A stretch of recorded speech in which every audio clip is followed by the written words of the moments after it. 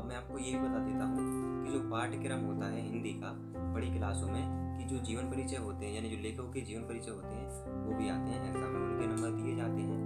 तो उनका जो जीवन परिचय है उनकी काफ़ी सारी वीडियो बनी हुई है, जैसे कबीरदास हुआ, सूरदास हुए, आचार्य महावीर प्रसाद द्विवेदी, इन सभी लेखकों का जीवन परिचय आपको मिल जाएगा। चैनल पर जाकर जरूर देखना, ठीक है।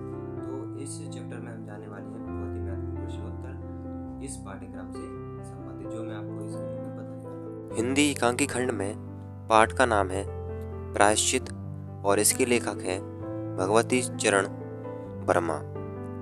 तो इसमें मैं आपको प्रश्न बाई प्रश्न बता रहा था, तो जो इसका पहला प्रश्न है वो मैंने आपको इसके पहले की वीडियो में बताया है, अगर आपने नहीं देखी है तो जाकर जरूर देखना। और दूसरा जो प्रश्न आता है जो मैं आपको इस वीडियो में बताने वाला हूँ कि प्रायश्चित कहानी की समीक्षा कीजिए या कथा बताइए इसकी, प्रायश्चित जो कहानी है। तो चलिए हमें जानने वाले हैं। सबसे पहले हमें एक लाइन लिखनी होगी छोटी सी, फिर उसके बाद हम हेडिंग बाई हेडिंग से जानेंगे। तो सबसे पहले हम क्या लिखेंगे, हिंदी साहित्य के कथाकार जिनका नाम है भगवती चरण वर्मा द्वारा रचित कहानी में सामाजिक व धार्मिक आडंबरों पर कटाक्ष किया गया है। कहानी के तत्वों के आधार पर प्रायश्चित कहानी की समीक्षा इस प्रकार है। तो पहली जो हम हेडिंग डालेंगे वो हो गई कथा वस्तु। प्रायश्चित कहानी भगवती शरण वर्मा की प्रभावशाली तथा व्यंग्यात्मक कहानी है। कहानी की कथा वस्तु मध्य वर्ग ग्रामीण समाज से ली गई है, जिसमें धर्म के नाम पर होने वाली लूट खसोट प्रकट की गई है और पंडित पुरोहित जनता को कैसे मूर्ख बनाते हैं यह बताया गया है। कथा वस्तु रामू के बहू के ससुर आने से शुरू होती है। रामू की बहू की असावधानी का लाभ उठाकर कवरी बिल्ली यानी जिसके ऊपर जो उसके जो अंग होता है उस पर चितकबरे से बने होते हैं, उसको बोलेंगे हम कवरी बिल्ली। घी और दूध चट कर जाती है, यानी खा लेती है, पी लेती है। बिल्ली से तंग आकर रामू की बहू उस पर पाटा मार देती है, या जो भी वह काम कर रही है उसका एक क्या लेती है, वस्तु लेती है और वो उस पर मार देती है बिल्ली पर, और बिल्ली उलट जाती है जैसे मर गई हो। पंडित परम सुख बिल्ली की हत्या को महापाप बताकर पूरे घर को डरा देता है।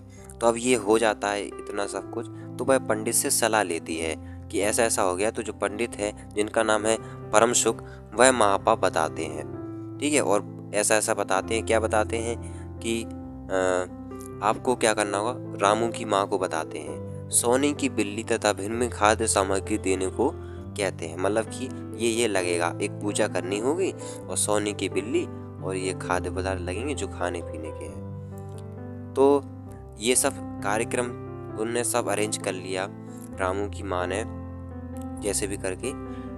और फिर उसके बाद क्या हुआ, जो बिल्ली है कवरी बिल्ली, वह उठकर वहाँ पर नहीं मिलती है, भाग जाती है। तो जो कहानी है वो क्या हो जाती है, हास्य और आकर्षक जनक बन जाती है। अतः कहानी की कथा वस्तु पाठक के मन में अब तक जिज्ञासा बनाए रखती है जिसने इस कहानी को बताया है, ठीक है। तो हास्य यानी हंसने वाली कहानी हो जाती है, आकर्षक, कि बिल्ली जो है मरी हुई थी और क्या से क्या भी खर्चा होने वाला था उन लोगों का, और वो खर्चा जो है उनका बच गया। अब हम अगली हेडिंग डालेंगे पात्र व चरित्र चित्रण। तो प्रायश्चित कहानी में पात्रों की संख्या बहुत कम है, लेकिन उन्होंने केवल संबंधों के बारे में बताया है, जैसे रामू की बहू, रामू की माँ, और बताया गया है पंडित को जिसका नाम है परम सुख। ये मुख्य पात्र हैं इस कहानी के। अब तीसरी हेडिंग है कथोपकथन, जिसको बोलेंगे हम संवाद, शॉर्ट में कह सकते हैं। तो प्रायश्चित कहानी के संवाद संक्षिप्त, जुटीले तथा व्यवहारिकता से भरपूर हैं। जैसे रामू की माँ, यह तो बड़ा बुरा हुआ। मतलब कि अगर कोई कार्य हो जाता है अचानक से या नुकसान हो जाता है तो कुछ ना कुछ शब्द निकलते हैं अपने जो मुंह से। तो रामू की माँ के मुंह से क्या निकलता है, यह तो बड़ा बुरा हुआ। प्रातःकाल बिल्ली की हत्या घोर पाप, तुम्हें इसके लिए नरक मिलेगा। किससे बोलती है? रामू की बहू से। अब देखिए अगली जो हेडिंग है भाषा शैली। तो भाषा शैली की दृष्टि से ये जो कहानी है चित्रात्मक है, वर्णनात्मक है और कहीं कहीं मुहावरों के प्रयोग से भाषा शैली सजीव हो गई है। अगली हेडिंग है देश काल वातावरण। तो लेखक का कहना है कि इस कहानी में देश काल और वातावरण को प्रभावी बनाने के लिए बिल्ली की हत्या की छोटी सी घटना को कथा वस्तु के रूप में प्रस्तुत यथार्थ और शोभित चित्रण किया है। मतलब कि एक छोटी सी भूल के लिए इतना कुछ करने की क्या जरूरत थी, है ना। तो बोल दिया था सोने की बिल्ली। तो ये एक ढोंगी की पहचान होती है कि एक छोटी सी बात को वह इतना बड़ा पतंगर टाइप का बना देते हैं। अगली हेडिंग है इस कहानी का उद्देश्य क्या है।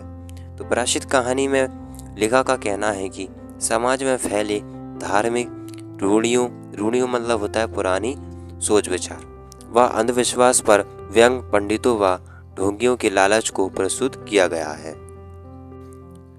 तो ये हमारा जो प्रश्न है वो अब कंप्लीट होता है।